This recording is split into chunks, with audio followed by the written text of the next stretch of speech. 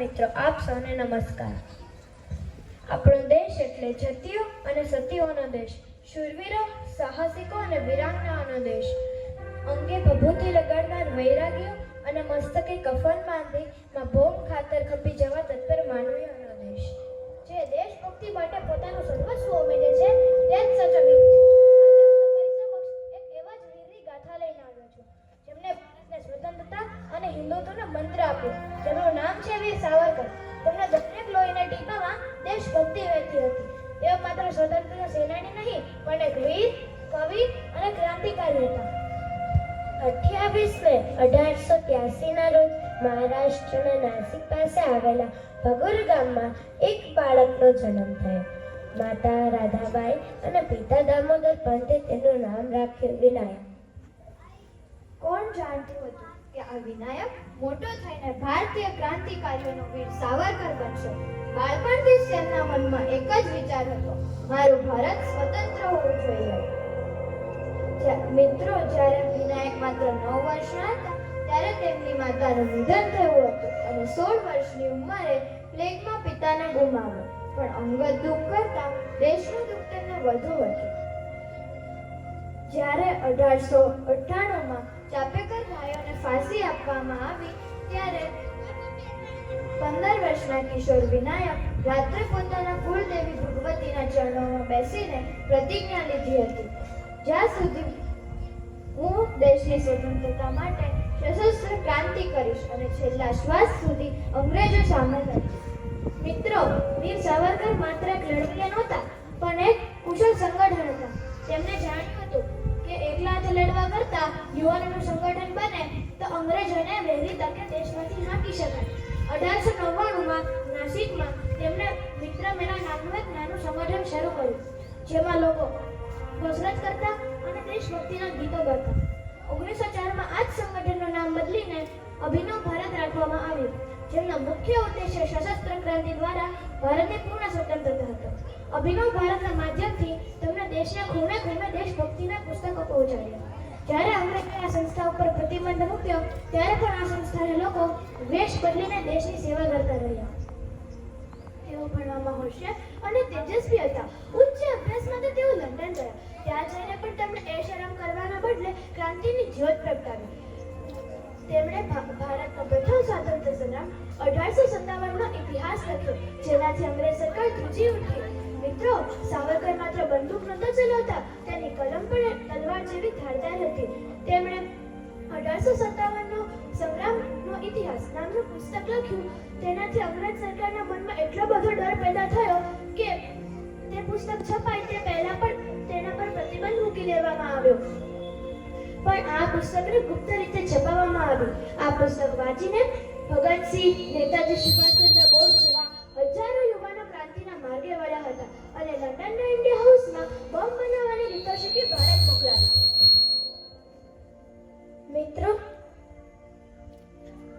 28 મે 1910 સાવરકર અને બ્રિટિશર માટે સૌથી મોટું વર્ષ હતું.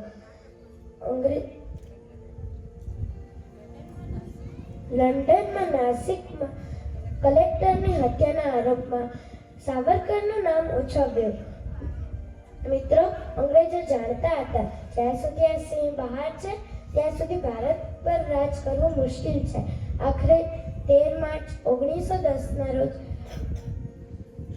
વિક્ટોરિયા સ્ટેશન પર લંડનના વિક્ટોરિયા સ્ટેશન પર તેમની ધરપકડ કરવામાં આવી. અંગ્રેજોએ નક્કી કર્યું કે તેમને ભારત લઈ જાય અને તેમને ફાંસી આપી દેવી. પણ સાવરકરના મનમાં કંઈ બીજું જ ચાલતું હતું. તેમને ખબર હતી કે આ જહાજ ફ્રાન્સના માર્સેલ્સ બંદરે ઊભું રહેવાનું છે. તેમને SS મોરિયા નામના જહાજમાં કેદ કરવામાં આવ્યા હતા. તેમની પર 24 કલાક પહેરો હતો અને જો તે ફ્રાન્સની ધરતી પર પહોંચી જાય તો તેમને અંગ્રેજો આંતરરાષ્ટ્રીય કાયદા મુજબ પકડી શકે નહીં. 8 જુલાઈ 1910 સવારના સમયે જહાજ માર્સેલ્સ બંદર પર પહોંચ્યું. સાવરકરે જોયું કે બારી ખુલ્લી છે. પહેરો સખત હતો, પણ દેશપ્રેમ એથી વધુ સખત હતો. તેઓ શૌચાલયના નાના છિદ્રમાંથી સમુદ્રમાં કૂદી પડ્યા. ધુંધળકા દરિયાના મોજા અને પાછળથી ગોળીબારીનો અવાજ. સ્ટોપ હિમ, કેચ હિમ ના બૂમ બરાડા. છતાં સાવરકર કિનારે પહોંચ્યા. ફ્રાન્સની ધરતી પર ઊભા રહીને તેમણે આઝાદીનો શ્વાસ લીધો.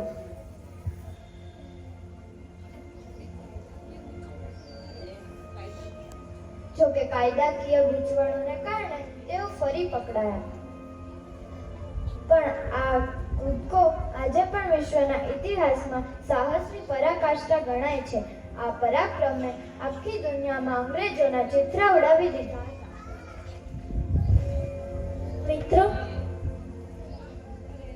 અરે રે, નસીબ થોડું કાચું પડ્યું અને તેઓ ફરીથી પકડાયા.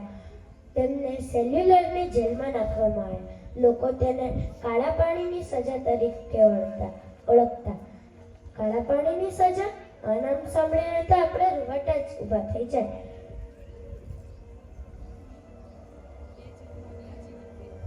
બે અંગ્રેજોના સરકારે તેમને 2 જન્મની સજા આજીવન આપી, કુલ 50 વર્ષ.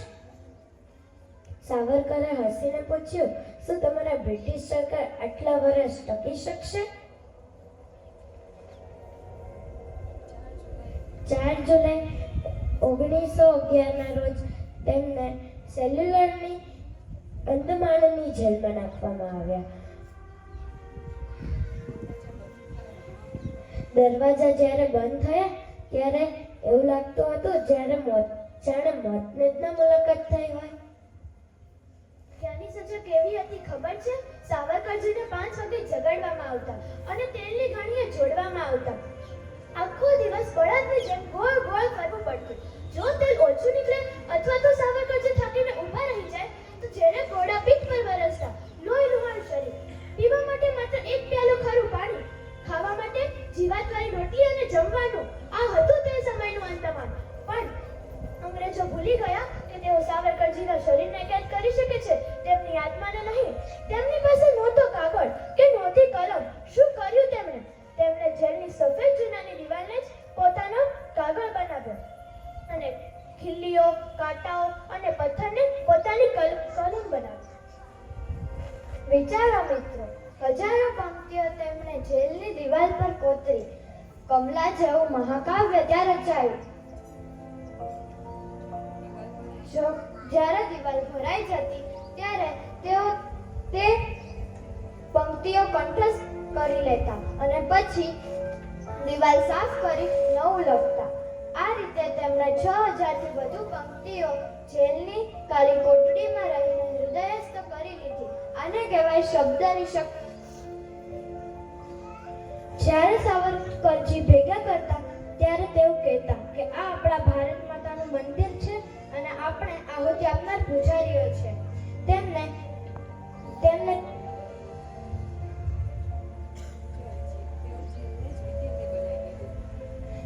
જેલને જ વિદ્યાલય બનાવી દીધું હતું. જ્યારે અભણ લોકોને પણ દિવાલ પર લખેલા શબ્દો દ્વારા ભણાવ્યા હતા. અરે, સાવરકરે તો જેલની અસહ્ય અત્યાચાર વચ્ચે પણ પોતાના વિચારો સ્પષ્ટ કર્યા હતા. 10 વર્ષ સુધી આ નરક ભોગવ્યા પછી પણ જ્યારે તેઓ બહાર આવ્યા ત્યારે તેમના તેજમાં જરાય ઘટાડો નહોતો.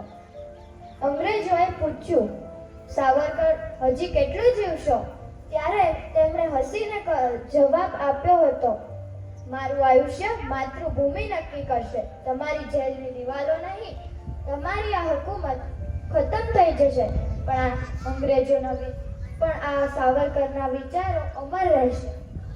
જ્યારે તેઓ અંતમાનની જેલમાંથી છૂટી રત્નાગીરીમાં નજર કેળવતા ત્યારે પણ તેમને લોકોને અંદરથી મજબૂત કરવાનું કામ કર્યું હતું. તેઓ માનતા હતા કે આપણે અંદરથી જ્ઞાતિવાદના ભેદભાવમાં અટવાયેલા રહીશું તો વિદેશીઓ આપણા ઉપર શાસન કરતા જ રહેશે. 1899 તેમણે પતિત પાવન મંદિરની સ્થાપના કરી, જ્યાં બધા જ્ઞાતિના લોકો એક સાથે પૂજા કરતા અને સહભોજનના પણ કાર્યક્રમો ગોઠવ્યા, જેથી જ્ઞાતિવાદના ભેદભાવો દૂર થઈ શકે. વીર સાવરકરજીનું મૃત્યુ 26 ફેબ્રુઆરી 1966ના રોજ મુંબઈ ખાતે થયું હતું. એક સામાન્ય મૃત્યુ નહીં પણ એક આત્મસમર્પણ હતું. જ્યારે તેમને લાગ્યું કે હવે તેમનું જીવન કાર્ય પૂરું